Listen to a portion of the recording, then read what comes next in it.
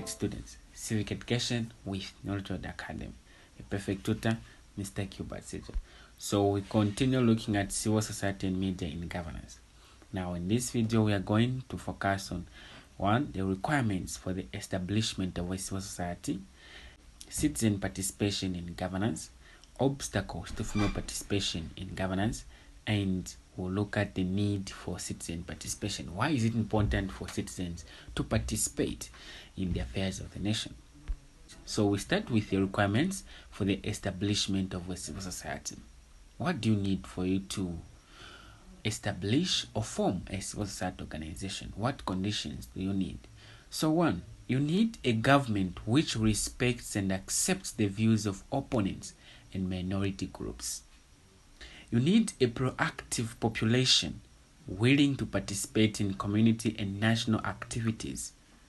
The population, we're talking about the people here, they must be willing to participate in community and national activities, not people who are just concerned with their personal interests and activities.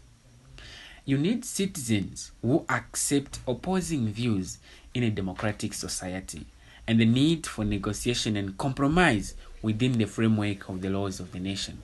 So you don't need citizens who only follow what has been said by the ruling party, the government in power. No, you need citizens who accept opposing views.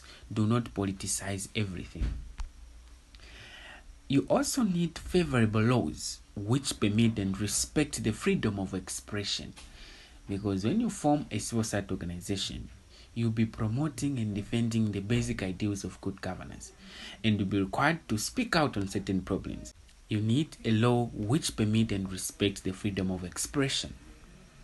The existence of a specific problem encourages individuals to form a civil society organization to address that particular issue. We talked about the interest groups or the pressure groups, which are aimed at influencing a government policy. So there must be a problem or a policy that has been introduced by the government, or just a problem in the society, so that individuals may be encouraged to form a civil society organization to address that particular issue. Now, if there are no problems and you form a civil society organization, what will you be addressing? What will be the objective of your civil society organization? So there must be problems. Then where there is apathy, civil society organizations may not flourish. Where there is apathy, civil society organizations may not flourish, may not work properly. Citizen participation in governance. So we are done with the requirements for the establishment of a civil society organization. So what is citizen participation in governance? This refers to the level of involvement of people in the decision-making process.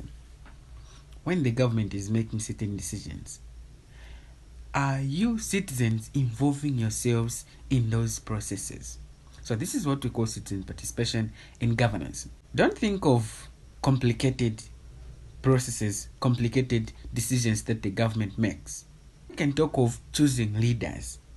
You citizens participate in choosing the leaders or the representatives by casting out your vote. You cast out the vote. You decide there on who should be the leader, who should be the president, who should be the MP. That is citizen participation, simple as that. Now, the forms of citizen participation can be categorized into three classes. Political activities, you can participate in civil society organizations or in community activities.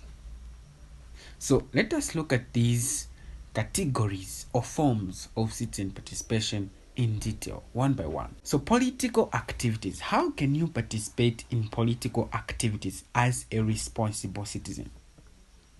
Attending a political party meeting, casting a vote in an election, like I've said, contacting a councillor or a member of parliament to raise an issue. You see that things are not good in your community. Don't keep quiet. Don't keep quiet. Talk to your councillor or the member of parliament. Sometimes these people are not aware of the challenges that you citizens face in your community. So please contact them. By doing that, you are being a responsible citizen. Joining and campaigning for political party of one's choice. Joining and campaigning for a political party of one's choice. So here we are just encouraging you to join a political party, but the choice is yours. Standing for a political office in an election. You take part. You just become one of those who will be counting the ballot papers, and as such, you are being a responsible citizen. Writing newspapers, articles to comment on government policies. You see that this policy that the government has introduced is not good, it's not favorable to some of the people, some of the citizens. Write an article to comment on that. Air out your sentiments, your opinions. What do you think? Citizen participation in political activities. Now let us talk about civil society organizations. Attending seminars, joining a civil society organization, reading posters and brochures, taking part in legal demonstration. Legal demonstration, not illegal demonstration. We say take part in legal demonstration. Civil society organizations. Then the last one is the community activities. Citizen participation in community activities. Number 1, attending a community meeting to discuss community affairs. Attending a Parents Teachers Association PTA meeting at a local school. This is very important.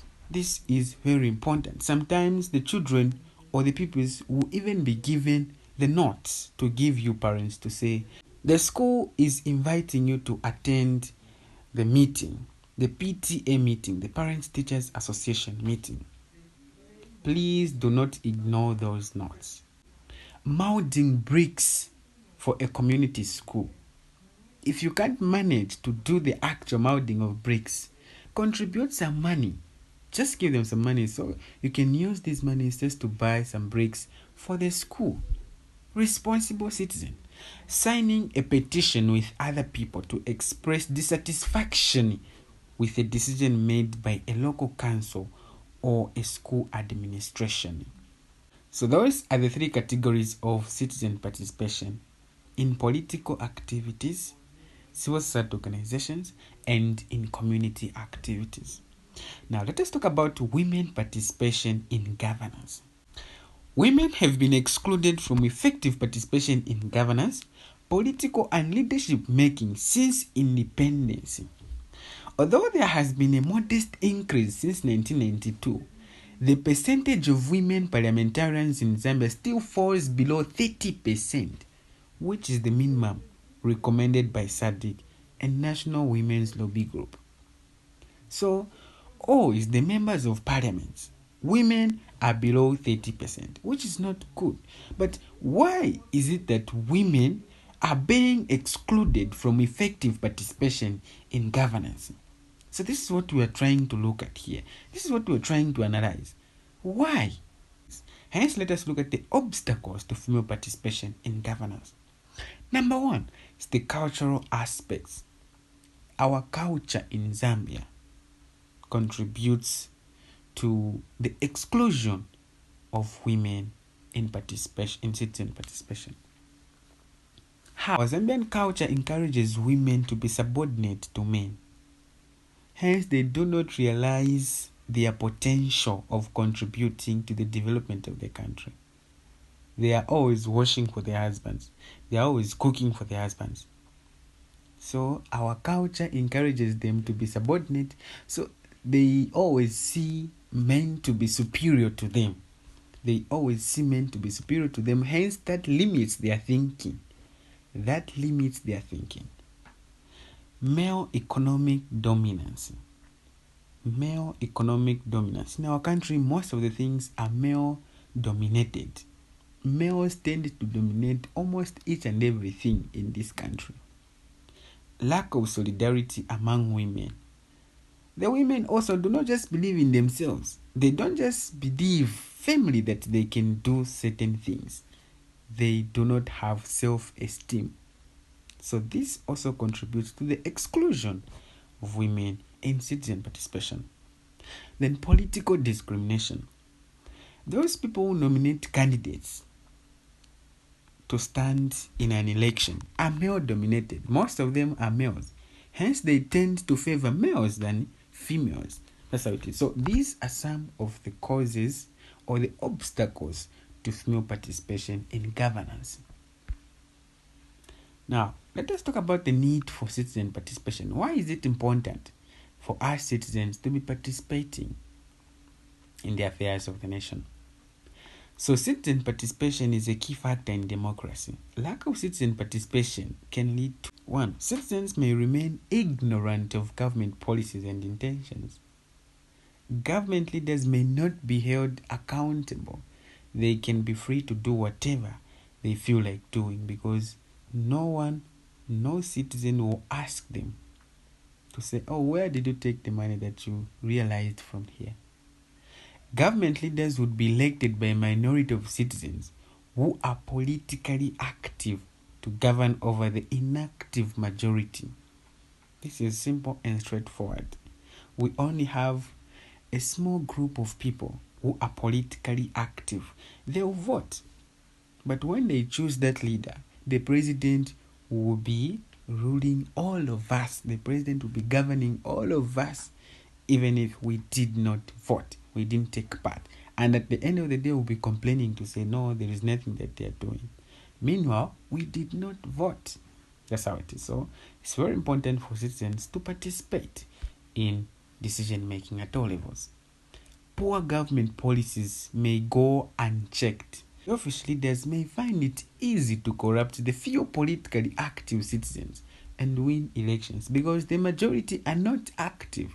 They are not taking part or they are not participating in the politics. So